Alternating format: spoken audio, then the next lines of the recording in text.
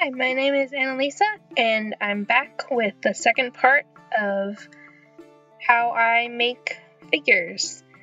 So today I'm going to be showing you how I finished up my drawing of my main character.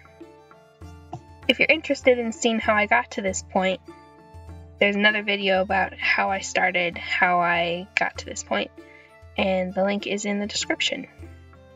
If you compare where I ended in my last video to this, you'll notice that I've added quite a few details since then.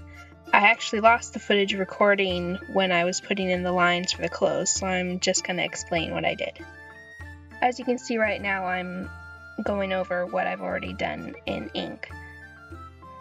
So, most of what I did was just add lines onto the outline I already had of the body, so that they look like closed fold lines in the case of the leg. You can see that pretty clearly. In other places, like here on the sleeves, you can see I've gone a little bit beyond that.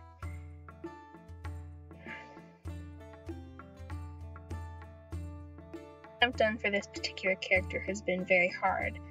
It's all things I've done a lot before and I'm used to, and wasn't exploring too much this time around. So, one thing I wanted to tell you about adding in the clothes is that one big thing that makes a big difference in how realistic your clothes look is adding onto the sleeves and the pant legs. As you can see, I've got kind of disc-like things going on there that make like a hole in fabric that the limb is coming out of, rather than just if I had a straight line. And basically the way I did that was I make a little, kind of like a frisbee, a very shallow frisbee from the side, so that it's slightly curved, like what I'm working on right now, curving around the leg there. And this other leg a little bit. As you can see, I made the line somewhat rounded so that it looks like it's going around a leg rather than just if it was just a straight line. And so now I'm done with the outlining, and I'm going to erase my pencil marks with my cute little cupcake eraser that I got from Target. This is one of the more satisfying parts of drawing, getting to erase and then swoosh off all those little bits. So there you can see I've got a clear cut image that I can now color in, which I'm going to be doing with watercolors, which is something I haven't really done before, so we'll see how it works out. Another thing I wanted to mention about how I make the clothes is when I was working on the bottom of her little tunic that I've got going on.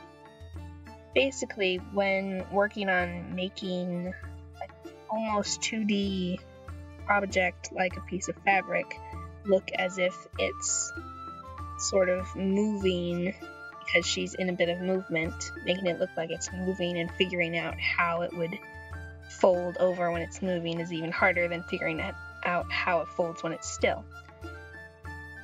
So what I did was I did little curves on each part and did a lot of foreshortening on both of the side flaps of her tunic to make it look a bit more like a piece of fabric from the side rather than just a straight line or thing like that. One other thing is about the folds of her pants, which I worked on by looking at my own pants and figuring out how the fabric folded, because often, especially when sitting or moving, there are a lot of creases in clothes, particularly pants. Her tunic is more fitted, so there are less folds going on there.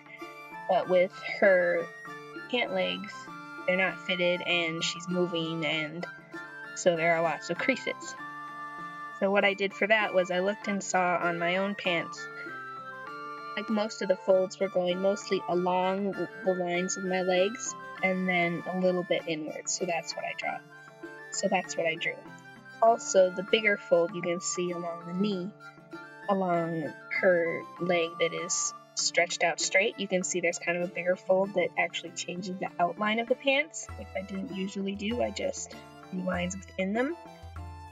For that one, I noticed that, especially around where the knees are, you get extra creases because it's a different shape, and so when it's just a tube of fabric, it makes a lot of creases when you have a change in shape. So at the knee, I add a little bit of extra and make the wrinkles a little bit bigger. So that's what's going on with that.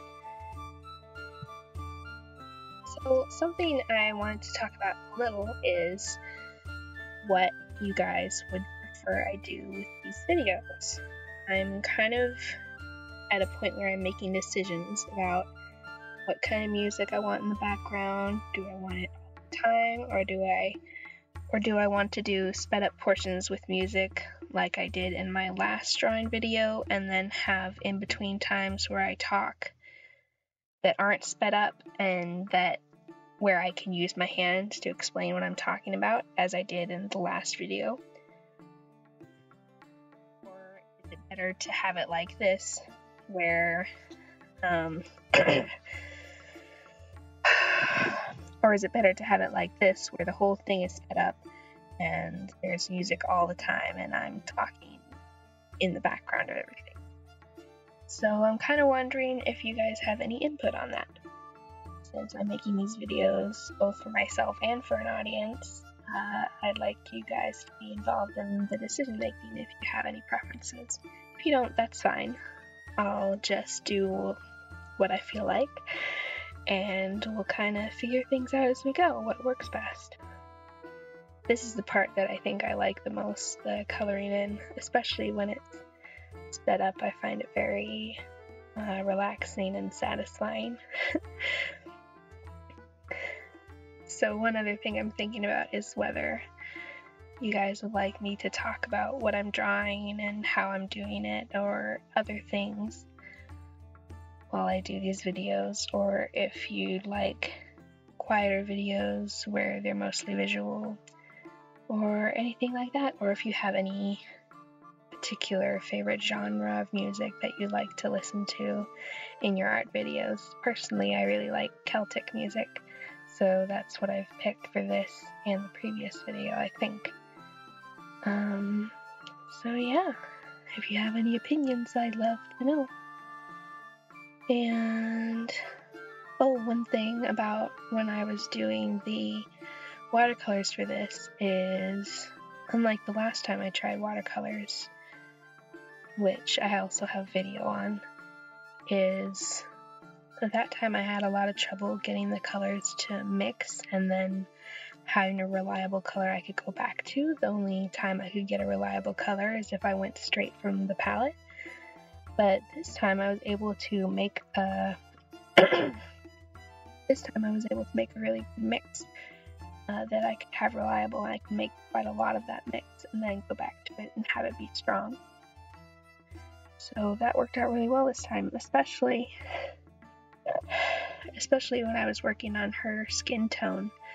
As you'll see in a little bit, I took a long time to make it, but once I had the color, I had a lot of it and they didn't run out, so that was really nice.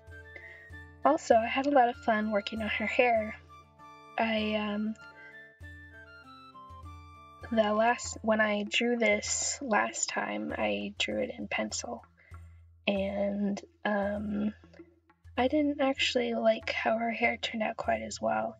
I liked it a little bit, but not as well as I like this kind of hair.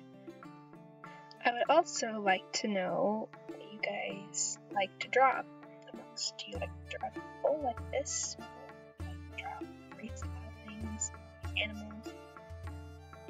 I really like drawing people, especially my original characters, because it kind of helps me figure out how I would describe them when I'm writing.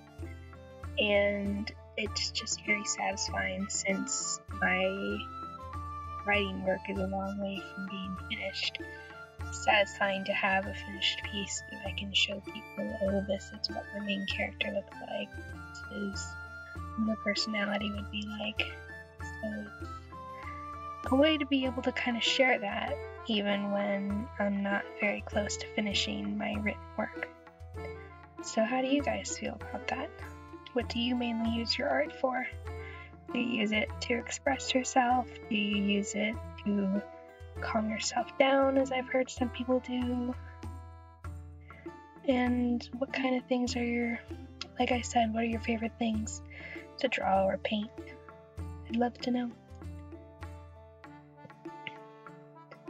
Also, if you do like to draw people, do you like to draw all sorts of different types of people? Do you like to experiment with clothing? Do you like to experiment with skin tones and hair types and body types? Do you like to draw people who look like you or who don't look like you? I'd love to hear about that too.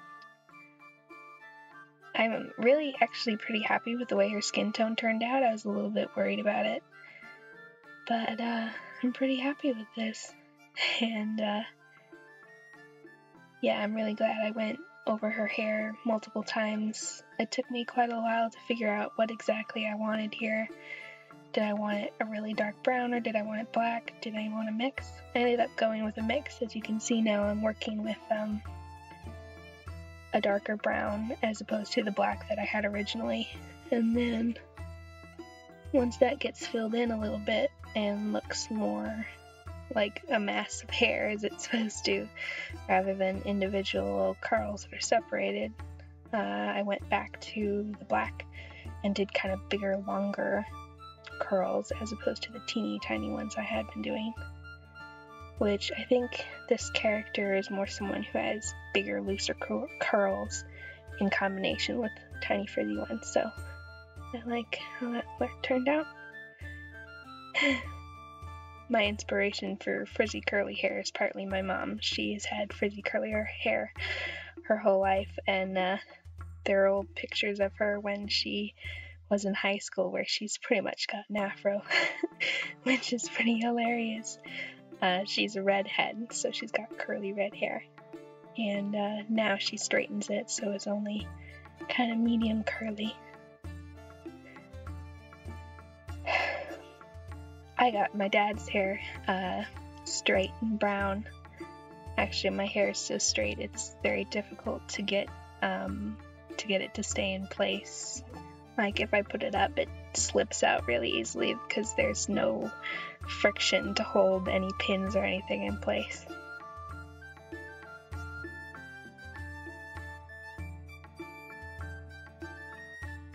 Alright, so that's my main character. I was a little worried about her hair for a while there, but I think I like it now.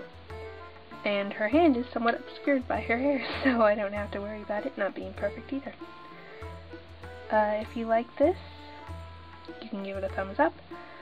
Subscribe if you'd like more videos like this. I also do book hauls, book recommendations, stationery hauls, that kind of thing. So if you'd like to see any of that, you can subscribe.